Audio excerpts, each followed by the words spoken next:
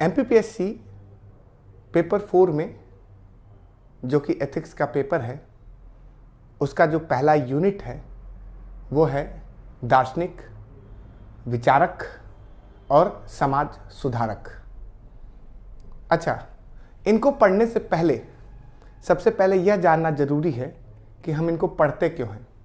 ये सवाल आपके मन में भी आया होगा और बहुत सारे लोगों ने मुझसे भी पूछा है कि आखिर दार्शनिक, विचारक और समाज सुधारक को पढ़ने के पीछे क्या कारण है। तो एक सिंपल सा कारण आप लोग समझिए कि आज हमारा वर्तमान जो भी है वो हमारे अतीत की वजह से है, हमारे भूत की वजह से है, हमारे इतिहास की वजह से है। तो हमारे वर्तमान की नींव को समझने के लिए हमें अपने इतिहास में झांकना होगा कि वो कौन दार्शनिक लोग थे, वो कौन विचारक थे, वो कौन समाज सुधारक थे जिनका प्रभाव इस दुनिया पर पड़ा और जिन्होंने अपने विचारों से इस दुनिया को बदलने का काम किया। तो हमारे लिए यह जानना जरूरी है कि हमारे वर्तमान की नींव रखने वाले ये लोग कौन थे। आज जो भी आप देख रहे हैं, जिस समाज में भी आप रह रहे हैं, कहीं ना कहीं वो उन दार्शनिकों की योगदान है, कहीं ना कहीं उन विचारकों का योगदान है और समाज की बुराइयों को ख़त्म करने वाले समाज सुधारकों का योगदान है। इसलिए हम इनको पढ़ते हैं कि हम अपने वर्तमान की स्थिति को समझ पाएँ कि हम किनकी बदौलत आज की दुनिया में जी रहे हैं, या किनकी बदौलत हम अपने बुद्धि, विवेक, जो भी हमारे पास आई है, जो भी हमारे पास सुख सुविधाएं आई हैं, जो भी हमारे पास खोज आई है, जो भी हमारे पास विचार आए हैं, वो किनकी बदौलत आए हैं। इन सब को समझने के लिए, वर्तमान को समझने के लिए भूत को जानना जरूरी है। और जब हम इसको समझ पाएंगे तभी हम भविष्य की ओर अग्रसर हो पाएंगे। हमारी मतलब आज की जो नींव है, उस नींव को अगर हमको आगे बढ़ाना है तो उस नींव को आगे बढ़ाने के लिए इन विचारकों को पढ़ना आवश्यक है। ये कौन महान लोग थे जिन्होंने दुनिया को बदलने का काम किया। और आप इसको एक सिलेबस के रूप में न देखिए, एक जिज्ञासा के रूप में देखिए कि वो कौन लोग थे जिन्होंने इस दुनिया को बनाने का काम किया, जिन्होंने इस दुनिया को चलाने का काम किया। तो इन विचारकों को समझना हमारे लिए इसलिए आवश्यक है और इनके जो नैतिक विचार हैं वो हमारे में समाहित हो सकें और उन नैतिक विचारों का प्रयोग हम समाज के लिए कर सकें। इसलिए इन दार्शनिक, इन विचारक, इन समाज सुधारकों को हमारे सिलेबस में पढ़ाया जाता है ताकि हमारे में नैतिक मूल्यों का विकास हो सके। तो सवाल ये उठता है कि हमको इसको पढ़ना कैसे है। कुछ नहीं, एक अवधारणा है जो उन्होंने दी थी। अगर आपने उस अवधारणा को पढ़ लिया तो आप अपने मेंस के पेपर में जो भी आएगा उस अवधारणा के आधार पर जो भी प्रश्न बनेंगे, चाहे वो 2 नंबर के बने, चाहे 5 नंबर के बने, चाहे 20 नंबर के बने, आप आसानी से कर पाओगे। तो मेन जो चीज़ है अवधारणा को समझना। यदि आपने अवधारणा समझ लिया तो कभी कोई दिक्कत नहीं आने वाली है। तो चलिए हम दार्शनिकों से इसकी शुरुआत करते हैं और जो हमारे पहले दार्शनिक हैं उनका नाम है सुकरात। सुकरात को पढ़ने से पहले एक शब्द हम यहाँ लिखना चाहेंगे, उसकी एनालिसिस करना चाहेंगे, वो शब्द है प्रश्न। मैंने इसको इसलिए लिखा कि हम सुकरात पढ़ने जा रहे हैं और सुकरात के आने वाले दार्शनिकों पर भी इसी का प्रभाव है। ये प्रश्न वह ताकत थी जिसने एक जानवर को इंसान बना दिया। इंसान को इंसान बनाने वाली जो ताकत है वो है प्रश्न। यदि व्यक्ति प्रश्न करना नहीं सीखता तो शायद न तो इतने आविष्कार देखने को मिलते, न तो इतने विचार देखने को मिलते, न इतने दर्शन देखने को मिलते। तो हर चीज के कोर में, केंद्र में प्रश्न छुपा हुआ है और प्रश्न का जवाब ढूंढना ही मनुष्य का काम है। और यही काम था जिसने आज के युग को जन्म दिया। आधुनिक युग के जन्मदाता अगर कोई है तो प्रश्न है। सुकरात के दर्शन में भी केंद्र प्रश्न है। तो समझिए प्रश्न क्या है।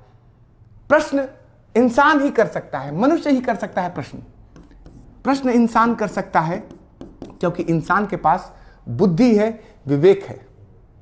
और जब उसके अंदर बुद्धि और विवेक है तो उसके अंदर संदेह उत्पन्न होगा, उसके अंदर जिज्ञासा उत्पन्न होगी और उस जिज्ञासा को शांत करने के लिए वो प्रश्न करेगा और उसके उत्तर को जानने का प्रयास करेगा। तो इसी जिज्ञासा ने, इसी संदेह ने एक विशेष प्रकार के प्राणी को इंसान बना दिया। तो प्रश्न करने की यह ताकत है। अच्छा, अब प्रश्न को हम कितने तरह से देख सकते हैं, तो हम शुरुआत करेंगे उसी आदम मनुष्य से, जब वो नया नया जानवरों की दुनिया से निकल करके इस दुनिया में अपना प्रादुर्भाव किया था। उसने प्रश्न किया, क्योंकि उसके पास बुद्धि और विवेक था। उसने देखा कि व्यक्ति जन्म लेता है, युवा होता है, वृद्ध होता है और मर जाता है। इसके पीछे का कारण क्या है, प्रश्न किया। और जब वह इन प्रश्नों का उत्तर नहीं जान पाया तो वो कहा कि ये इंसान के बस की बात नहीं है। तो उसने एक अदृश्य शक्ति को मान लिया कि सब कुछ चलाने वाला एक अदृश्य शक्ति है, और इसी अदृश्य शक्ति को हम ईश्वर कह सकते हैं। तो जिस प्रश्नों का उत्तर उसके पास नहीं था, उसके सामने उसने हाथ जोड़कर प्रार्थना की, नतमस्तक हो गया और उसने कहा कि इस दुनिया को बनाने वाला एक ईश्वर है, चलाने वाला एक ईश्वर है, और इस दुनिया का नाश करने वाला एक ईश्वर है। God, generator, operator and destroyer. तो उस प्रश्न के उत्तर में जो उसके पास नहीं था, उसने उत्तर जानने का भी प्रयास नहीं किया। उसने कहा सब किसी ईश्वर की देन है, सारी चीजें ईश्वर ने बनाई हैं। जब बौद्धिकता का स्तर और बढ़ा तो हमने चीजों का विश्लेषण करना शुरू किया। मनुष्य ने विश्लेषण किया, मनुष्य ने अपने होने का विश्लेषण किया, मनुष्य ने इस दुनिया को बनाने का विश्लेषण किया कि अगर ईश्वर ने इस दुनिया को बनाई तो क्यों बनाई, हम कौन हैं, बनाने वाले और मेरे में क्या संबंध है, हमारे होने का क्या अर्थ है, क्या उद्देश्य है कि हम इस दुनिया में आए हुए हैं। जब इन सवालों का के ऊपर प्रश्न उठे तो इन सवालों के प्रश्न में दर्शन निकल के आया, इन सवालों के उत्तर में दर्शन निकल के आया। यानी दर्शन वह विश्लेषण है जो कि सवालों के ऊपर निर्भर है। सिर्फ और सिर्फ मनुष्य हाथ जोड़कर यहां नहीं खड़ा है, वह एनालिसिस करना चाहता है, वह चीजों को जानना चाहता है, उसके अंदर प्रवेश करना चाहता है। और जब मनुष्य उसके अंदर प्रवेश करता है, जानता है, तो उसके अंदर यह भाव भी आए कि हम इसको सिद्ध कर दें। और जिन विचारों को उसने सिद्ध करने का प्रयास किया वह विज्ञान बन गया। तो विज्ञान भी कहीं ना कहीं प्रश्न से ही निकला, लेकिन यह सिद्ध करने पे आ गया कि रोज आप लोग आते जाते देखते हो कि सेव का कोई भी चीज नीचे आती है। जैसे न्यूटन ने सेव को देखा, लेकिन न्यूटन के अंदर प्रश्न यह जागा कि सेव नीचे ही क्यों आया। उसने प्रश्न किया और प्रश्न के उत्तर को सिद्ध करने के लिए उसने प्रयोग किए और गुरुत्वाकर्षण का सिद्धांत दिया, यानी विज्ञान हो गया। तो जिन प्रश्नों का उत्तर मनुष्य के पास नहीं था, उसको वह ईश्वर के रूप में छोड़ देना चाहता था, वह धर्म बन गए, धर्म ग्रंथों में समाहित हो गए। वे प्रश्न धर्म ग्रंथों में समाहित हो गए कि ईश्वर ऐसा करता है।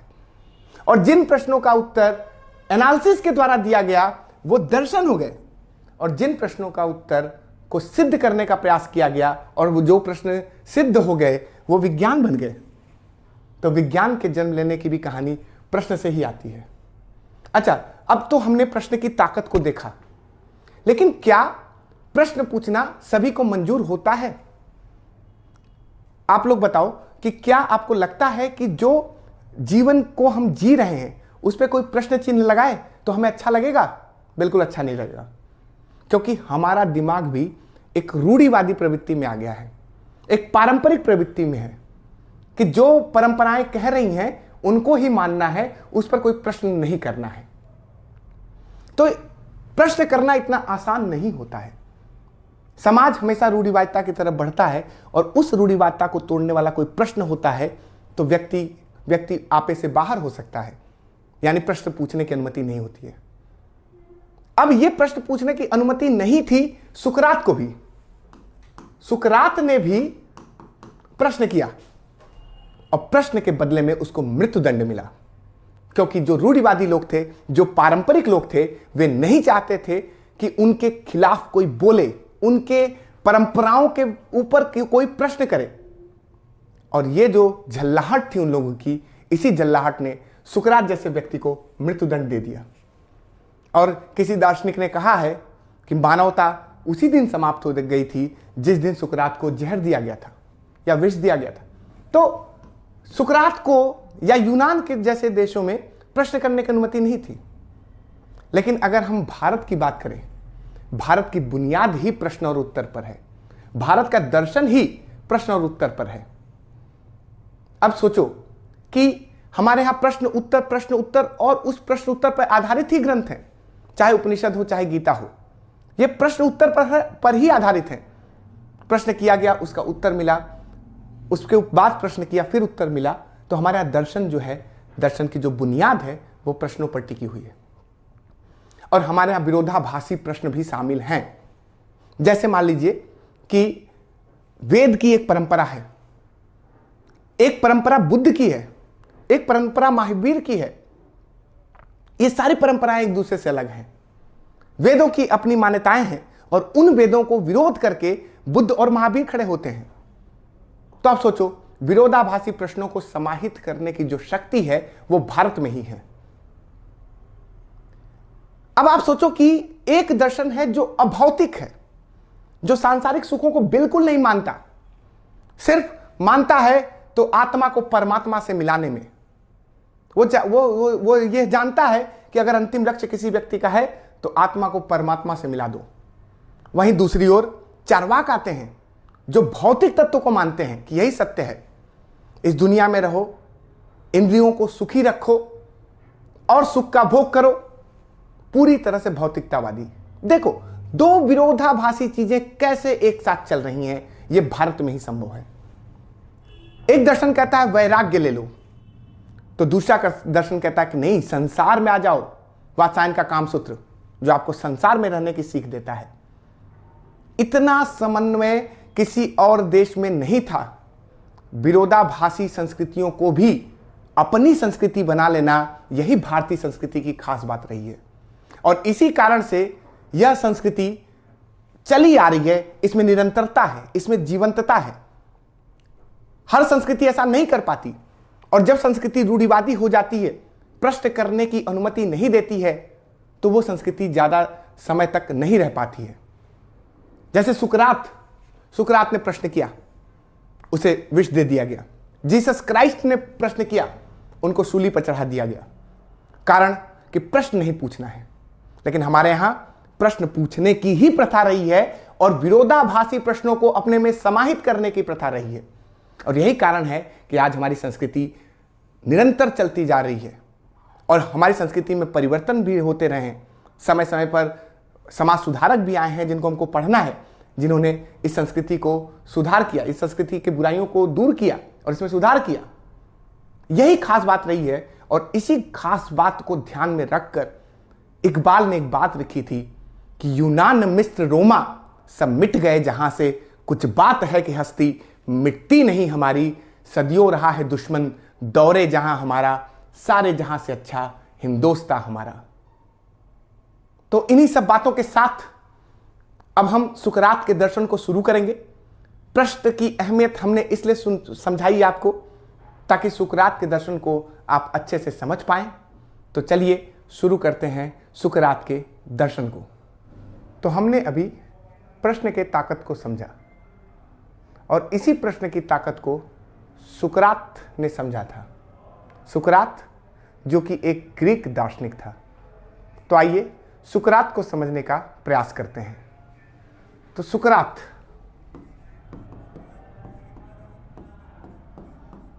तो पहली बात, सुकरात एक ग्रीक दार्शनिक थे।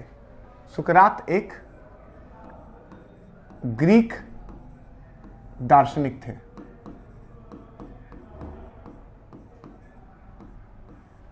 और सुकरात के जन्म को अगर हम देखें तो सुकरात का जन्म 469 ईस्वी पूर्व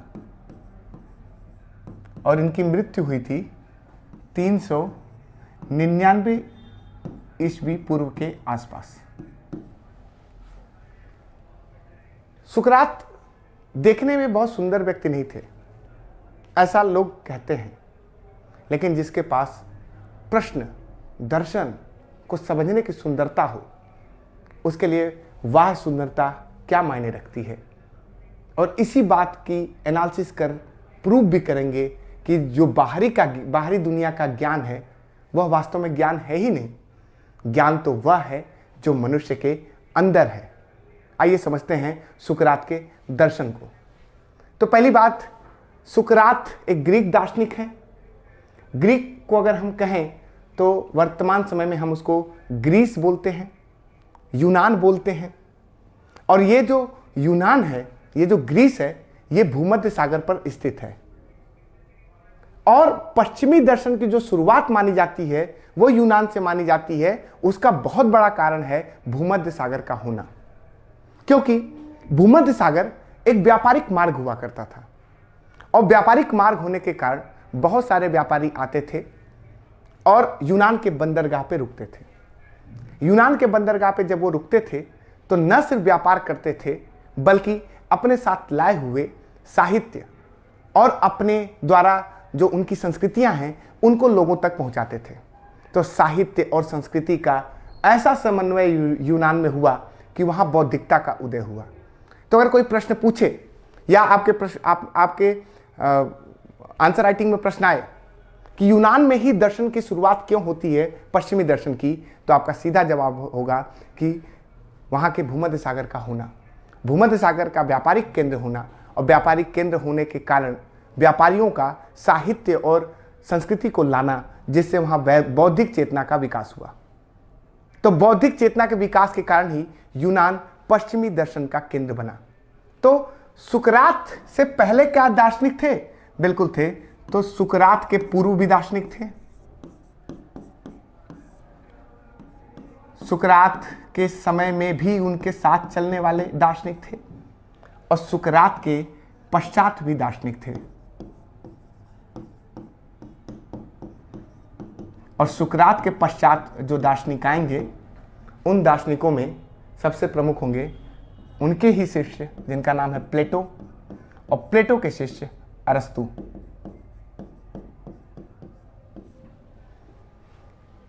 अब हमको यह समझना है कि जो सुकरात के पूर्व के दार्शनिक थे, जो सुकरात के पूर्व के दार्शनिक थे, वो दर्शन को किस प्रकार समझते थे।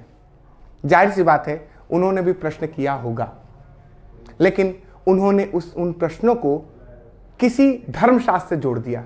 जैसे कि थेल्स ने कहा यह दुनिया पानी से बनी है।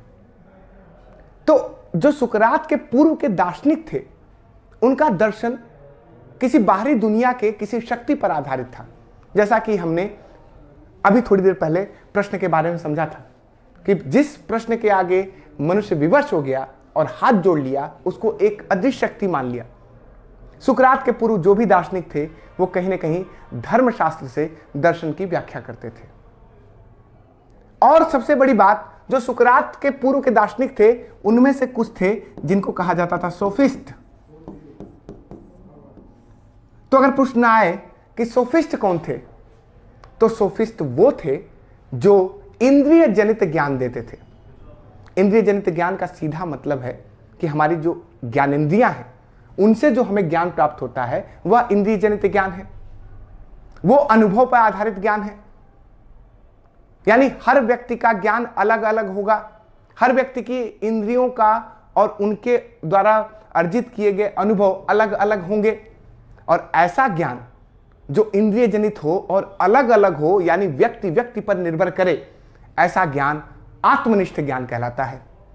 तो जो सोफिस्ट थे उनका ज्ञान इंद्रिय जनित था,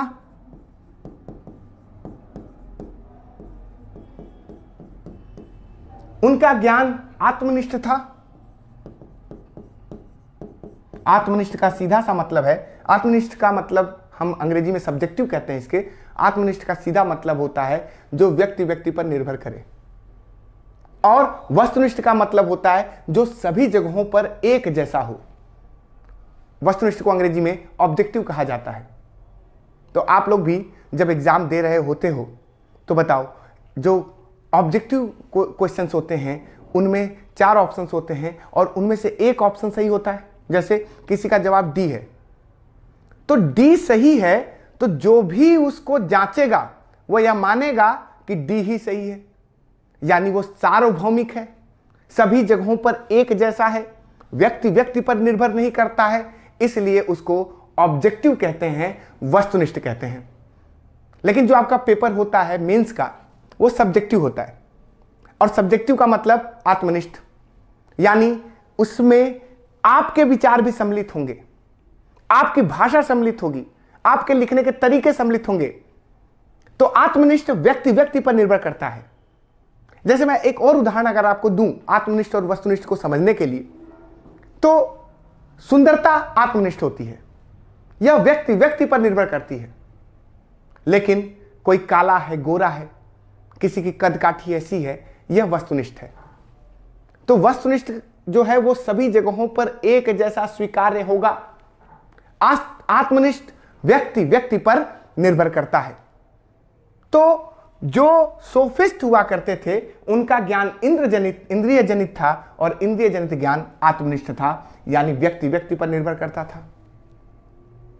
इंद्रिय जनित ज्ञान आत्मनिष्ठ है और उस ज्ञान को देने के बदले वे पैसे लेते थे। यानी इंद्रिय जनित ज्ञान दिया, आत्मनिष्ठ ज्ञान दिया और उसके बदले में पैसे लिया। और इनका मानना और था कि ज्ञान से धन अर्जन किया जाए, यानी इनका जो मेन मकसद था कि ज्ञान ऐसा हो जिससे शक्ति आए, जिससे धन आए। सुकरात जब आएंगे तो कहेंगे ज्ञान इंद्रिय जनित नहीं होता है, ज्ञान तो मनुष्य के अंदर होता है। ज्ञान आत्मनिष्ठ नहीं है बल्कि वस्तुनिष्ठ है और ज्ञान के बदले पैसे नहीं लिया जाता। और ज्ञान अपने आप को जानने के लिए है, नैतिकता के विकास के लिए है, न कि धन अर्जन के लिए या शक्ति अर्जन के लिए। इन सब विरोधाभासों को देखते हुए सुकरात को एंटी सोफिस्ट दार्शनिक कहा जाता है। तो सुकरात कैसे हैं? एक एंटी सोफिस्ट दार्शनिक हैं। क्यों? क्योंकि उन्होंने अपने से पूर्व और अपने समय में जो सोफिस्ट हुआ करते थे उन सोफिस्ट के ज्ञान को उन्होंने क्रिटिसाइज किया। उन्होंने कहा कि वो ज्ञान ज्ञान नहीं है जो ये सोफिस्ट देते हैं। जो ज्ञान इंद्रिय जनित नहीं है, मनुष्य के अंदर है, ज्ञान आत्मनिष्ठ नहीं है, वस्तुनिष्ठ है, ज्ञान के बदले पैसे नहीं लिया जा सकता, ज्ञान धन अर्जन या शक्ति अर्जन नहीं है, बल्कि ज्ञान नैतिकता के विकास में सहायक है। इसी कारण से सुकरात को एंटी सोफिस्ट कहा जा गया। तो आइए और समझते हैं सुकरात के बारे में। सुकरात एंटी सोफिस्ट क्यों थे ये हम लोगों ने समझ लिया। अब आगे समझते हैं कि सुकरात के अनुसार ज्ञान क्या है। सुकरात के अनुसार ज्ञान क्या है? तो सुकरात ने कहा ज्ञान इंद्रिय जनित नहीं है,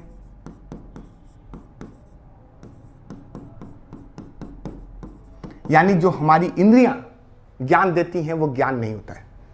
इसको हम एक तरीके से और समझ सकते हैं, जैसे कि किसी व्यक्ति ने काली कुर्सियों को ही देखा है और उसका मानना है कि कुर्सियां सिर्फ काली होती हैं। अब वो व्यक्ति सुकरात के पास आएगा और कहेगा कि कुर्सियां काली होती हैं क्योंकि कुर्सियों को हमने इसी रूप में देखा है। सुकरात कहेगा कि क्या दुनिया भर की सारी कुर्सियां तुमने देख ली हैं?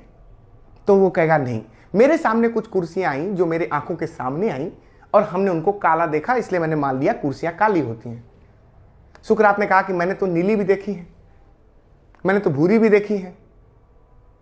तो इसका मतलब कि सुकरात के ज्ञान और उस व्यक्ति के ज्ञान में अंतर हो गया। तो सुकरात कहेगा कि तुम्हारा ज्ञान इंद्रियों पर आधारित है, इसलिए यह आत्मनिष्ठ ज्ञान है और यह ज्ञान ज्ञान नहीं है। तो सुकरात के अनुसार इंद्रिय जनित ज्ञान ज्ञान नहीं है, जो कि सोफिस्ट मानते थे इंद्रिय जनित ज्ञान को ज्ञान। सुकरात ने उसका विरोध किया। अब अगली बात कि भाई इंद्रिय जनित ज्ञान नहीं है तो ज्ञान क्या है? तो ज्ञान वह है जो मनुष्य के अंदर है। ज्ञान वह है जो मनुष्य के अंदर है।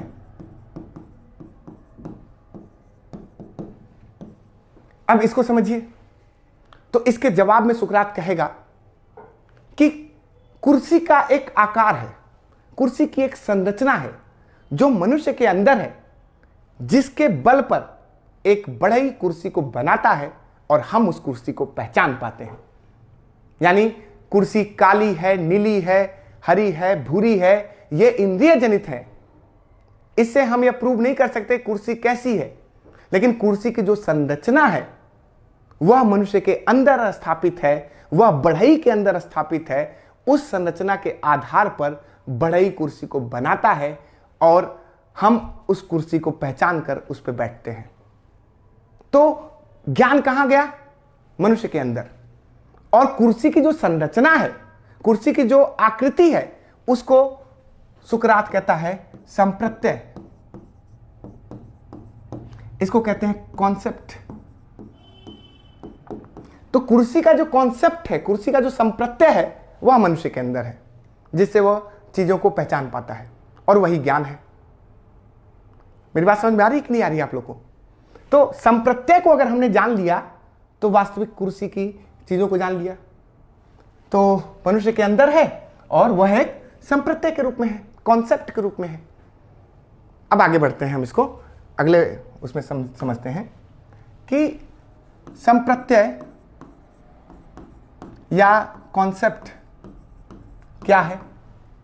तो कॉन्सेप्ट इंद्रिय जनित नहीं है, यह हम समझ गए। पहली बात, इंद्रिय जनित नहीं है, जैसा सोफिस्ट मानते थे वैसा नहीं है। दूसरी बात, इंद्रिय जनित नहीं है, इसका एक और मतलब है, यह व्यक्ति व्यक्ति पर निर्भर नहीं करता। इसका मतलब वस्तुनिष्ठ है, आत्मनिष्ठ नहीं है, बल्कि वस्तुनिष्ठ है। यानी क्या नहीं है? आत्मनिष्ठ नहीं है।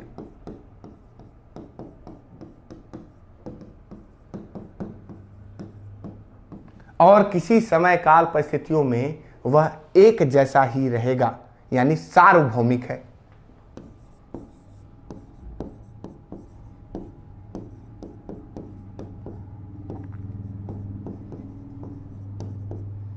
व्यक्ति व्यक्ति पर निर्भर नहीं है, सभी काल परिस्थितियों में वह एक जैसा रहेगा। इसका मतलब हुआ कि वह सार्वभौमिक है। तो सुकरात का जो संप्रत्यय है वह क्या है? इंद्रिय जनित नहीं है, वस्तुनिष्ठ है, आत्मनिष्ठ नहीं है, सार्वभौमिक है, यानी सभी जगहों पर एक जैसा वो रहेगा। अब आगे हम लोग समझते हैं कि इसके बाद सुकरात क्या कहते हैं। तो सुकरात कहते हैं कि ज्ञान ही सद्गुण है।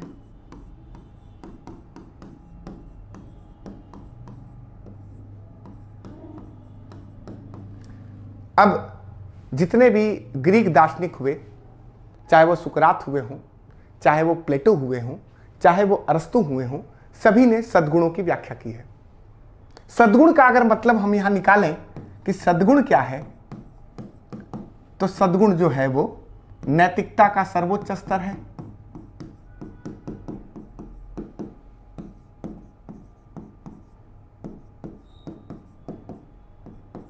इसका सीधा मतलब हुआ कि जो भी नैतिकताएं हैं, उन नैतिकताओं में जो सबसे ऊपर मनुष्य मानता है वो सद्गुण है। जैसे गीता में कर्म को सबसे ज्यादा महत्व दिया गया, तो गीता का सद्गुण कर्म हो गया। किसी व्यक्ति के लिए अनुशासन महत्वपूर्ण है, तो उसका सद्गुण हो गया अनुशासन। किसी मनुष्य के लिए ईमानदारी महत्वपूर्ण है, तो उसका सद्गुण हो गया ईमानदारी। इस तरीके से जो नैतिकता का सर्वोच्च स्तर है वही सद्गुण कहलाता है। इसको अच्छाई मान सकते हैं, सद्गुण एक अच्छाई है, मूल्य है। इस तरह से बहुत रूपों में हम सद्गुण को जान सकते हैं। सिंपल सा समझिए, नैतिकता का सर्वोच्च स्तर, यानी नैतिकता का सर्वोच्च स्तर का मतलब क्या हुआ?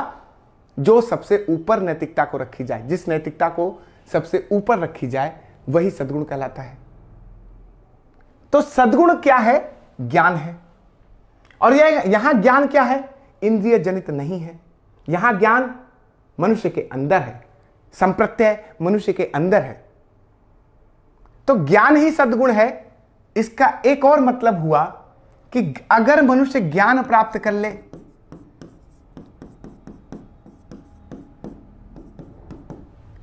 वास्तविक संप्रत्यय को समझ ले, वस्तुनिष्ठता को जान ले कि क्या सार्वभौमिक होगा, तो वही ज्ञान सद्गुण कहलाएगा।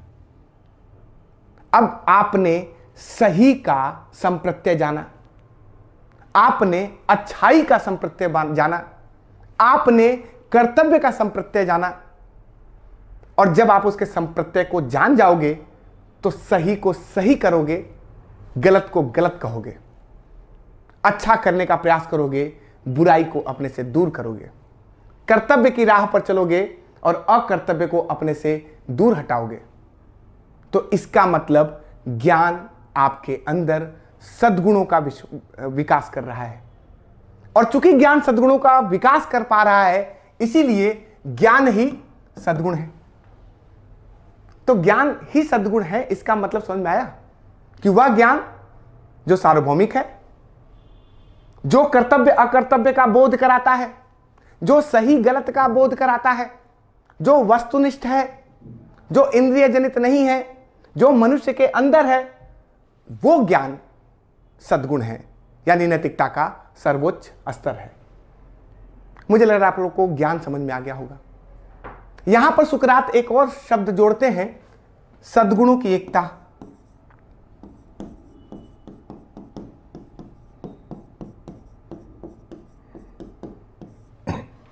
अब इनके जो शिष्य होंगे, जिनको हम प्लेटो कहते हैं, उन्होंने 4 तरह के सद्गुण बताए। एक बताया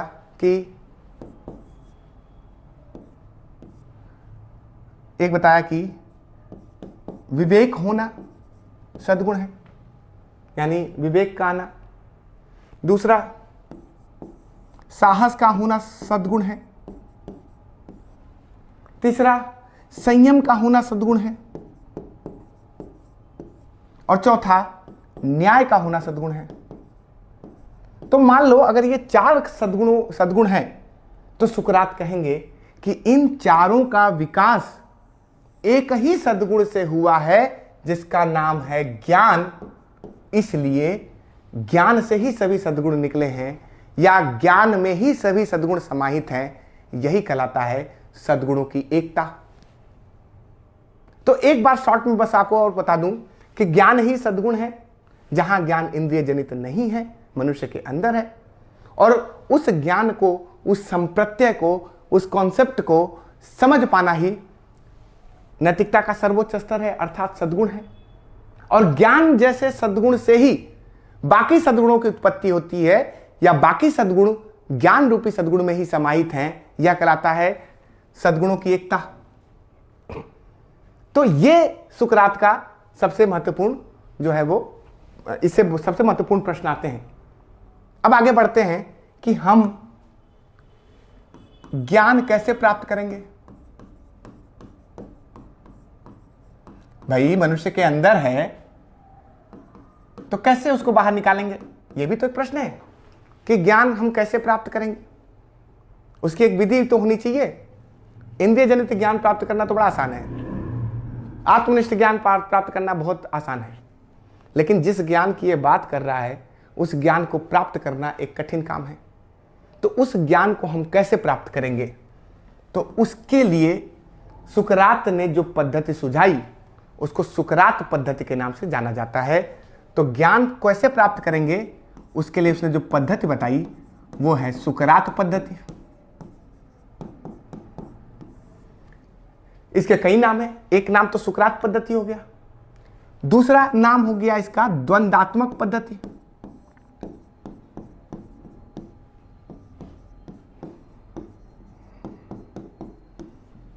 क्योंकि सुकरात ने इस पद्धति को दिया, इसलिए इस पद्धति का नाम सुकरात पद्धति है। और यह पद्धति द्वंदात्मक पद्धति पर आधारित है, और द्वंदात्मक पद्धति का सीधा मतलब है संवाद पर आधारित पद्धति। वही जो हमने अभी क्लास की शुरुआत में बताया था, प्रश्न उत्तर प्रश्न उत्तर प्रश्न उत्तर। तो द्वंदात्मक पद्धति इसलिए क्योंकि संवाद पर आधारित है, यानी प्रश्न और उत्तर पर आधारित है। और इसके तीसरा नाम है इस पद्धति का, वो है धायमा पद्धति।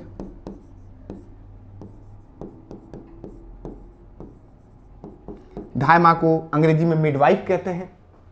तो जिस प्रकार धायमा या मिडवाइफ नए बच्चे को जन्म दिलाती है, जिस प्रकार धायमा या मिडवाइफ नए बच्चे को जन्म दिलाती है, उसी प्रकार सुकरात की पद्धति नए विचारों को जन्म दिलाती है, संप्रत्यय को जन्म दिलाती है, ज्ञान को जन्म दिलाती है।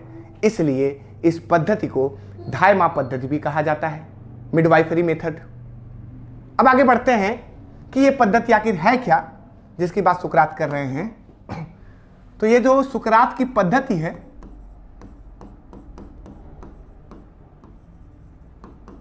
ये द्वंदात्मक है, यानी संवाद पर आधारित है, यानी संवाद पर आधारित है।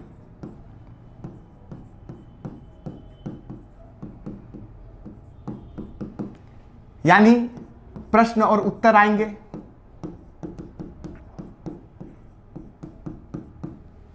और तर्क और वितर्क आएंगे,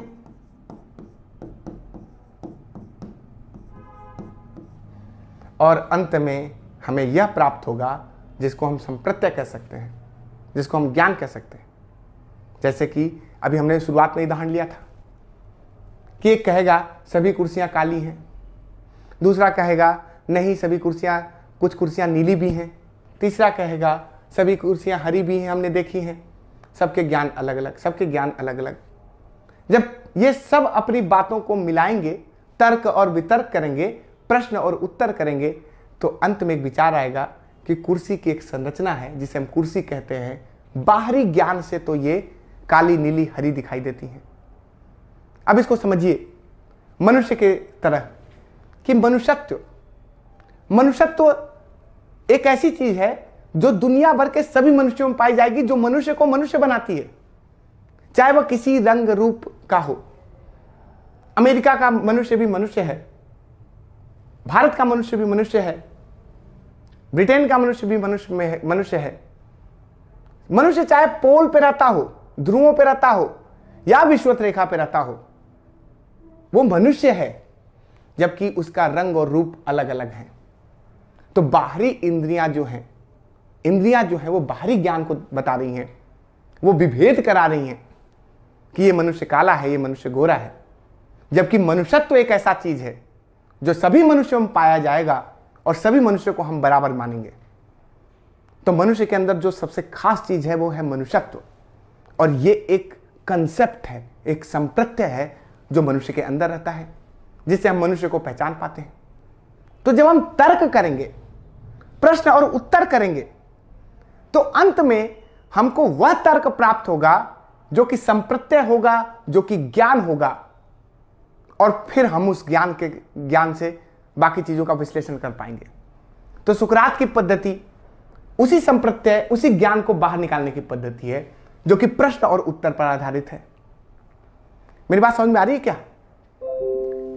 तो प्रश्न और उत्तर पर आधारित है। अब ये कैसे काम करता है? तो सबसे पहले मनुष्य के अंदर उत्पन्न होगा संदेह। जैसे हमने अभी बताया कि बुद्धि है तो संदेह होगा, तो मनुष्य के अंदर उत्पन्न होगा सबसे पहले संदेह। आखिर ये है क्या? आखिर ये चीज है क्यों? तो संदेह, और उस संदेह को दूर करने के लिए वो किसी ऐसे बुद्धिमान व्यक्ति को खोजेगा, ढूंढेगा जो उसके सवालों का जवाब दे पाए। तो संदेह के बाद उस संबंधित संदेह से उत्पन्न हुए प्रश्न, और उन प्रश्नों का दूसरा व्यक्ति देगा उत्तर। ये प्रश्न उत्तर, प्रश्न उत्तर, प्रश्न उत्तर चलता रहेगा। और सिर्फ प्रश्न उत्तर ऐसे ही नहीं, तर्क और वितर्क के साथ, तर्क भी शामिल होगा, तर्क और वितर्क के साथ। और अंत में वह ज्ञान मिलेगा, अंत में वह संप्रत्यय मिलेगा जो सार्वभौमिक होगा, जो वस्तुनिष्ठ होगा, जो आपको सही मायने में आपको उस संप्रत्यय को समझाएगा। जैसे मनुष्यत्व तो समझ लिया हमने, जो कि सभी मनुष्यों में पाया जाता है। प्रश्न तक शुरुआत ऐसी होगी ना, सभी मनुष्य काले हैं, कुछ मनुष्य गोरे हैं। तो क्या मनुष्य सिर्फ काले और गोरे होते हैं? नहीं, उनकी ऊंचाई भी भिन्न भिन्न है, उनके जो फेस का जो स्ट्रक्चर है वो भी अलग अलग है, सब जगह के मनुष्यों के अलग अलग हैं। किसी के पैर छोटे हैं, किसी के पैर बड़े हैं। तो आखिर क्या चीज उनमें कॉमन है जो उनको मनुष्य बना रही है? तो वो कॉमन चीज मनुष्यत्व। हाथ मनुष्य नहीं है, रंग मनुष्य नहीं है, मनुष्य का एक आकार है, जो संप्रत्यय है वह मनुष्य के अंदर है, जिससे मनुष्य को पहचान पा रहे हैं। हम मनुष्य को पहचान पा रहे हैं क्योंकि मनुष्य का संप्रत्यय हमारे अंदर है, वह है मनुष्यत्व, और उसके आधार पर ही हम इसको कह रहे हैं मनुष्य है। तो अगर हमने उस संप्रत्यय को समझ लिया, उस संप्रत्यय को हमने जान लिया, तो वही ज्ञान होगा। और ये कैसे आएगा? तो संदेह के बाद प्रश्न और उत्तर, प्रश्न उत्तर के बाद तर्क और वितर्क होगा उस पर, और अंत में हमें ज्ञान का प्राप्ति होगी, हमें संप्रत्यय की प्राप्ति होगी। अब जो ये पद्धति ये बता रहे थे सुकरात, तो आप सोचो ऐसी पद्धति पहली बात अकेले होगी नहीं, संवाद के लिए दो व्यक्तियों का होना जरूरी है। और दो व्यक्तियों की खोज करने के लिए सुकरात अगोरा नाम के मार्केट में जाते थे। उस समय वहां जो बाजार था उसको अगोरा कहा जाता था। उस अगोरा में वही सोफिस्ट हुआ करते थे। अगेन याद करो सोफिस्ट के बारे में।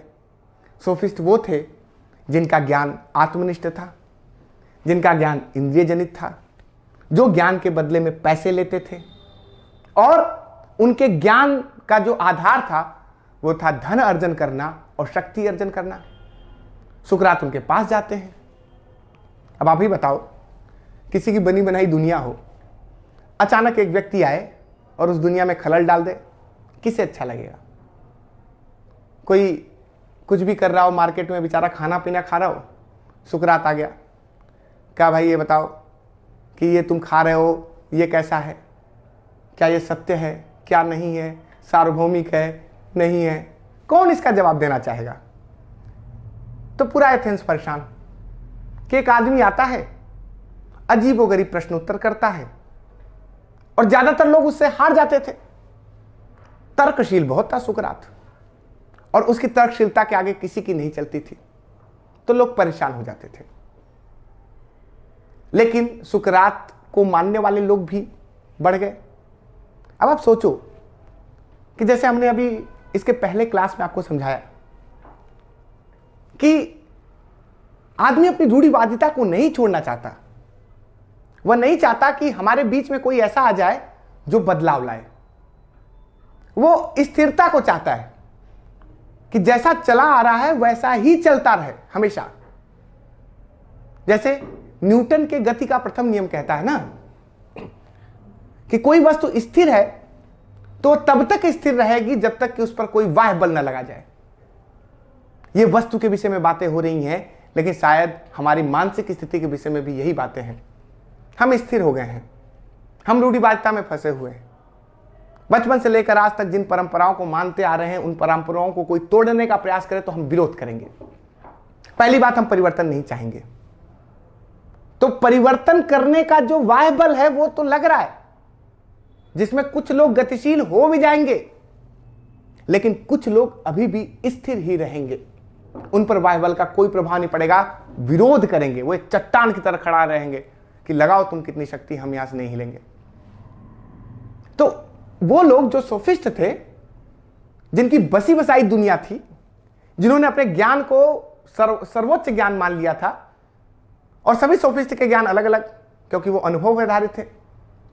कोई कहता था कि दूध मत पियो क्योंकि मैं जल गया था, दूध का जला छाछ भी फूक फूक कर पीता है, पता है ना, तो दूध मत पियो, दूध खराब चीज है, मैं जल गया। दूसरा कहेगा दूध तो अच्छी चीज है, मैंने ठंडी दूध पी थी, ठंडा करके पिया था, मुझे बहुत अच्छा लगा था। तो दो लोगों के ज्ञान टकरा गए, उनके बीच में सुकरात घुस रहा है। अब सुकरात की एंट्री होती है और सुकरात सारी पुरानी परंपराओं को तोड़ने का प्रयास करता है और कहता है कि तुम लोग अज्ञानी हो क्योंकि तुमको लगता है कि तुम ज्ञानी हो। सुकरात ने कहा तुम लोग अज्ञानी हो क्योंकि तुमको लगता है कि तुम ज्ञानी हो, और मैं ज्ञानी हूं क्योंकि मुझे अपनी अज्ञानता का ज्ञान है। एक बहुत महत्वपूर्ण कोट है सुकरात का कि मैं ज्ञानी हूं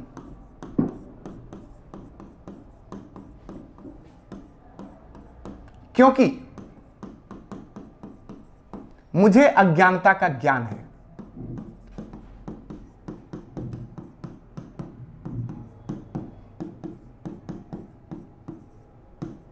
और जब मुझे अज्ञानता का ज्ञान है तो मैं नई चीजों को खोजने का प्रयास करूंगा, नई चीजों को जानने का प्रयास करूंगा, क्योंकि मुझे लगता है कि मैं ज्ञानी हूं। और जिस व्यक्ति ने अपने आप को ज्ञानी मान लिया, उसके पास नई जिज्ञासा को शांत करने के लिए कुछ भी नहीं है। उसको तो लगेगा कि मैं सब जानता हूं। और जिसको यह महसूस हो जाए कि वो सब जानता है, तो उसको समझाने का कोई मतलब ही नहीं रह पाएगा। समझाया तो उसको जाता है जिसके अंदर जिज्ञासा हो, जिसको लगे कि मुझे नहीं आता, तब तो हम यह संभव है कि हम उसको समझा पाए। तो जो सोफिस्ट हुआ करते थे उनको लगता था कि वो बहुत ज्ञानी है, और सुकरात कहता था कि इनको कोई ज्ञान नहीं है, क्योंकि इनको लगता है ज्ञानी है, और लगता है तो आगे के ज्ञान के आने के कोई चांसेस इनके पास नहीं है। मैं ज्ञानी हूं, सुकरात कहा, मैं ज्ञानी हूं क्योंकि मुझे पता है कि मैं कुछ नहीं जानता। जब मुझे अपना इग्नोरेंस, अज्ञानता पता हो, तो मैं जानने का प्रयास करूंगा कि ये चीज आखिर है क्या। तो ऐसी सी बातें होती थी।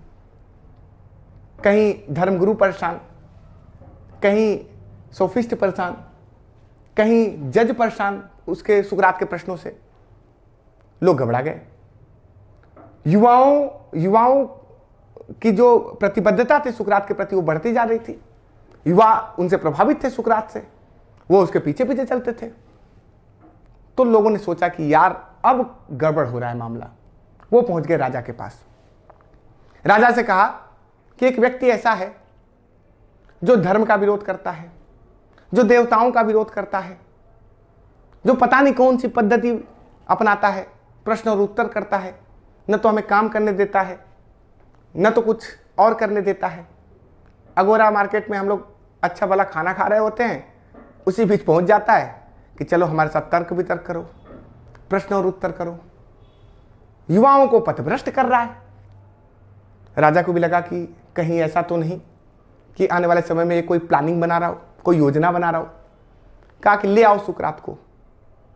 और सुकरात को जब ले जाया गया तो राजा ने कहा तुम्हारे पास दो ऑप्शन हैं, या तो ये जो तुम कर रहे हो, जो प्रश्न उत्तर सुकरात पद्धति, राजा ने कहा ये मुझे समझ में नहीं आ रहा है तुम क्या कर रहे हो, या तो तुम जो कर रहे हो वो बंद कर दो, या मृत्यु दंड के लिए तैयार हो जाओ।